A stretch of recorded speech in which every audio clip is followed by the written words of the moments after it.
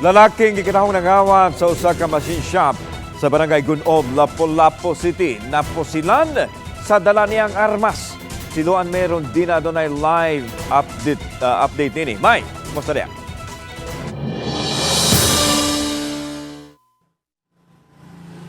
Nalandig karon sa Tambalanan ang 48 anyos nga suspitsado human mahiagom og samad pinusilan sa iyang wang paa. Alas 5 kaganihang kadlawon, nakitaan sa caretaker sa machine shop ang usa ka lalaking may dalang bag ug gisulod na ang usa ka portable welding machine sa gibantayan niyang machine shop. Iya kining gisita apan nakurat na lang siya nga may dala di ay kining armas. Akong gina siya nga, bay, unsa man ni bunot mo sa pistola.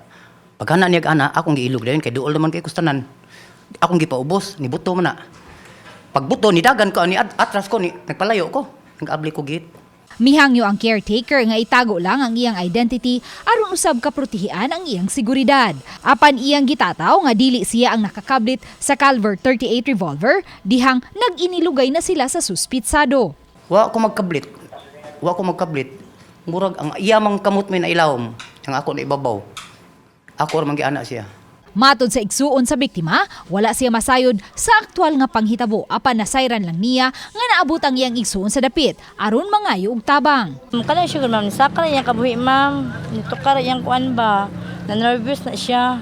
Wala gyud na ma'am, wala gyud na siya pistola ma'am. Wala na siya, may labot karon na gyud siya ma'am tayma. Nangayo siya tabang daw ba?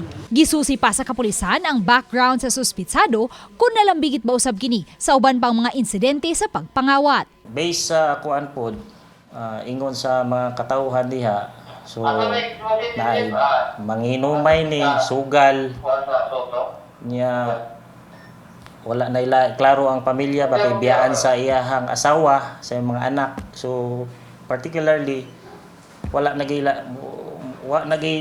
direksyon niyahang kinabuhi ba. Hinuon aron makasiguro palawman pa nila ang investigasyon sa hitabo. Ato pang kuanan ang palawman ang investigation ma'am, kay ato pong kuanon ang sa side sa kining naa sa ospital. Under investigation gyapon siya ma'am, but willing siya mo kuan gyapon mo cooperate sa tua.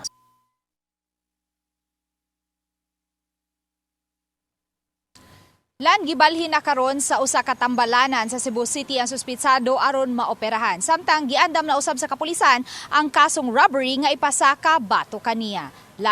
Okay, daghang salamat, Luan Merondina.